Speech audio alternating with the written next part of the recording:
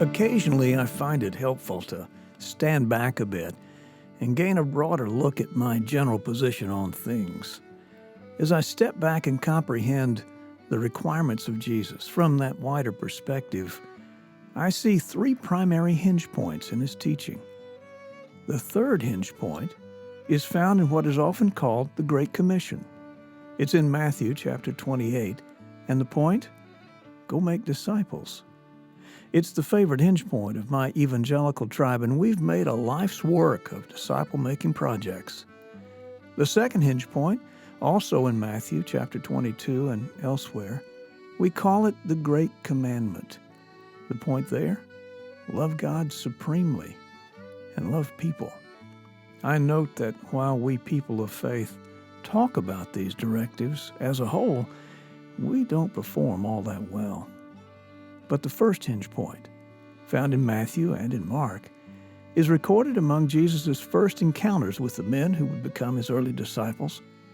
"Follow me," he said, "and I will show you how to influence people." It seems from my broad look that the rest of his teaching and that of the greater New Testament is essentially an amplification of these three essentials. Follow me, love God and people, and make disciples. So here's my observation and my question. How can we make disciples if we don't love people? And how can we learn to love people if we don't love God? And how can we learn to love God if we don't follow Jesus? I think there's a reason he introduced these essentials in the order we find them. So it comes down to the first and, in my estimation, the most important of these three hinge points. Follow me, and I will show you how. I've thought about those words for a long time. It seems to me that if we ever got the following part right, the loving and disciple-making parts would flow naturally from it. So I want to tell you a story of how I came to understand what following Jesus means. It's a story that took 60 years to form. When I was a boy in the 1950s, my parents gave me a book entitled World War II Flying Aces. I read it so many times that the pages became dog-eared and stained and loose from the binding. Those men became my heroes, and the machines they flew, my passion. One of those machines captured all of my imagination. It was called Mustang.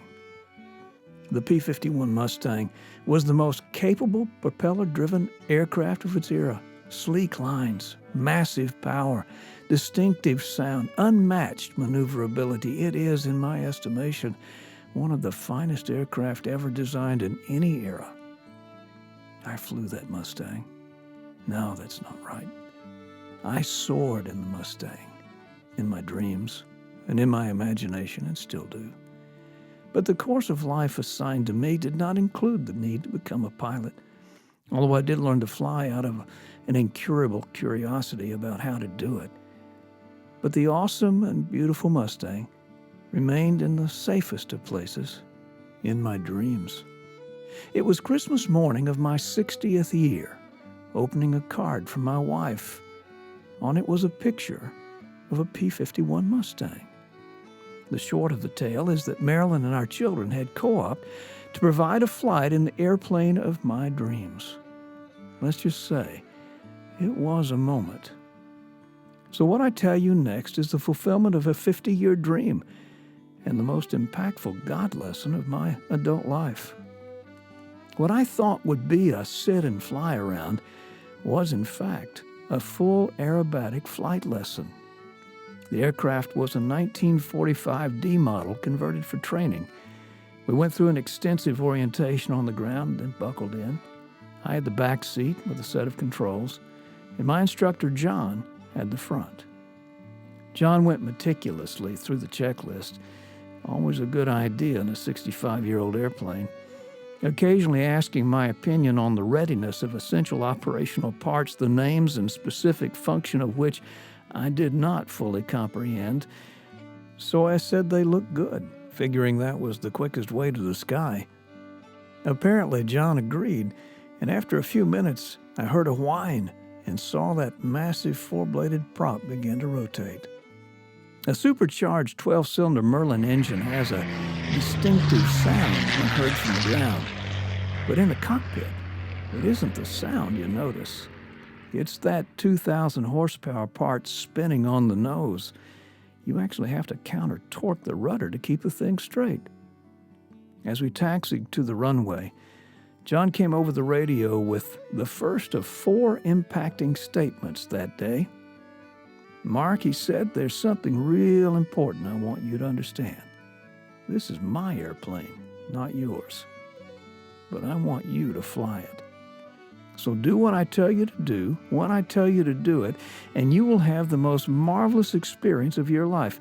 You will fly this Mustang." "Yes, sir." It was the best response I could think of. I figured Roger was a bit too cliche and the old trucker 10-4 would just be embarrassingly wrong. So yes, sir, it was. John lined up on the center line, advanced the throttle, whipped up all 2,000 of the horses, and in a rush of seconds in gray concrete, we were airborne. At about 500 feet, John wiggled the stick and said, "The aircraft is yours."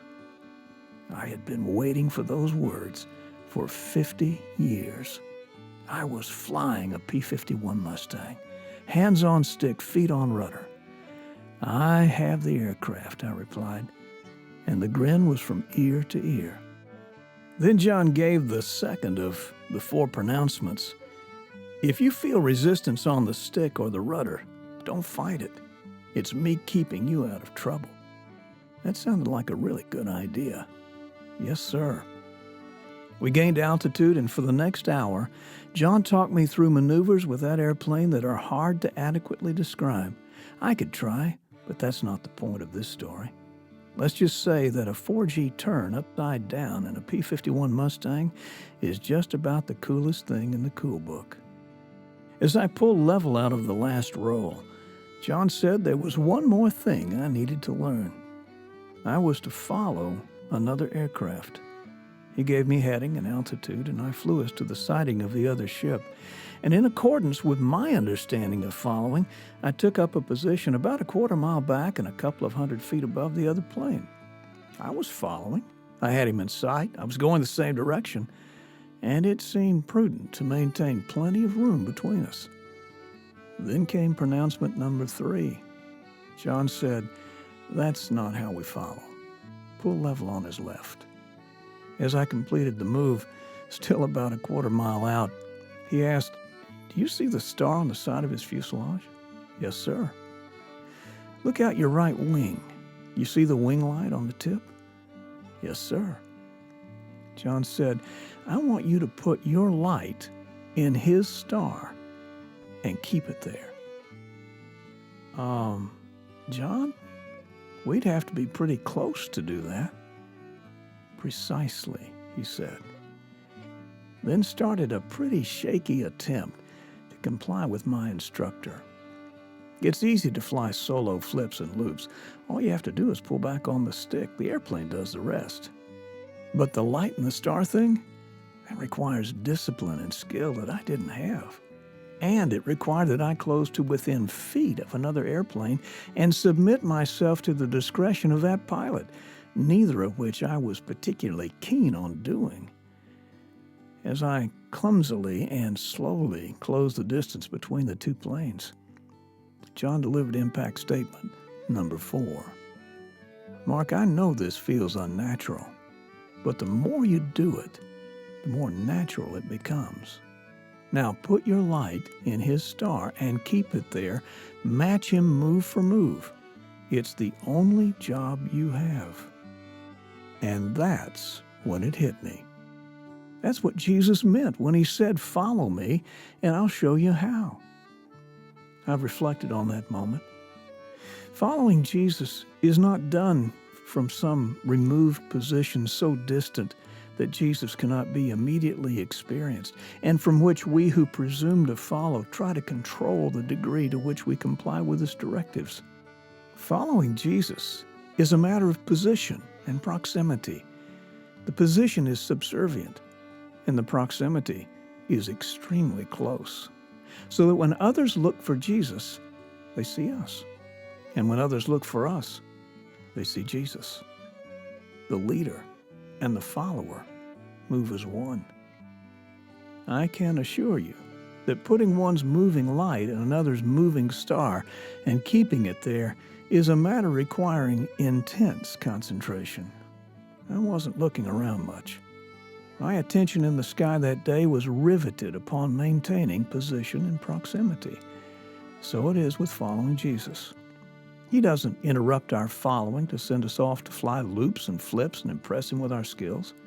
He gives us assignments and leads us into and through and beyond engagements, most often into seemingly impossible engagements, requiring ever more dependence upon him.